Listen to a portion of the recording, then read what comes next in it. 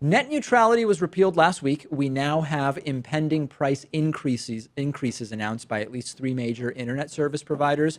We've got Comcast, Cox, and Frontier, all upping various rates for 2018. Now, to be clear, these internet service providers up their rates all the time. I'm not saying they are doing this because of the repeal of net neutrality, but this is now something they will have even more freedom to do. We've got Comcast that has launched Instant TV. It's a TV streaming service. They're going to have a new $3 to $3.50 per month fee added to it.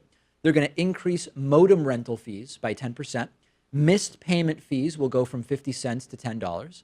Then you've got Cox Cable. They're going to up most of their monthly internet plans between $2 and $4 a month. And that's, of course, separate from the price increases on their cable TV plans. And then you've got Frontier Communications, which is adding a completely arbitrary and sketchy $2 internet infrastructure surcharge to most accounts, including the promotional deals. And that's how they do a lot of these pseudo scams where they quote you a really low price, like the sticker price, $29.99 a month, but then they shift a ton of the money they collect from you into the fees that they mix in with the taxes there. And this is a really, really common thing. So let's think this through. Is this because of net neutrality? Well, no. I mean, these companies raise rates all the time.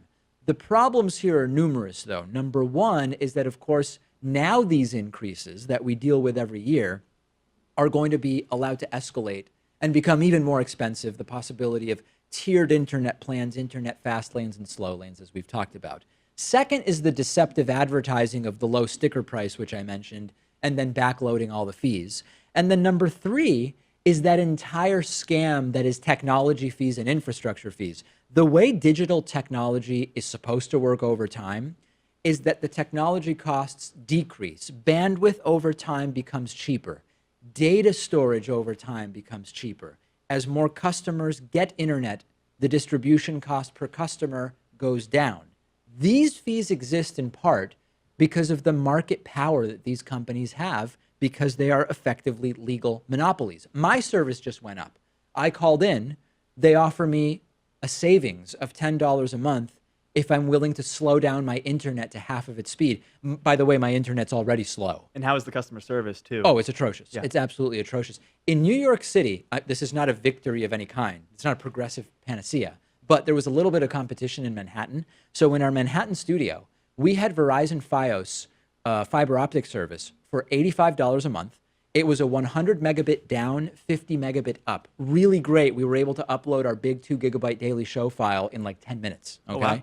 In Boston, we have Comcast. Recently went up from $165 a month to $215 a month for a 20 megabit upload line. That's the fastest that we can get, unless we want Comcast to put in a fiber line for us, which would still only be a 20 megabit upload, but it would be more stable as the sales pitch goes. And that would cost $700 per month. No, thank you.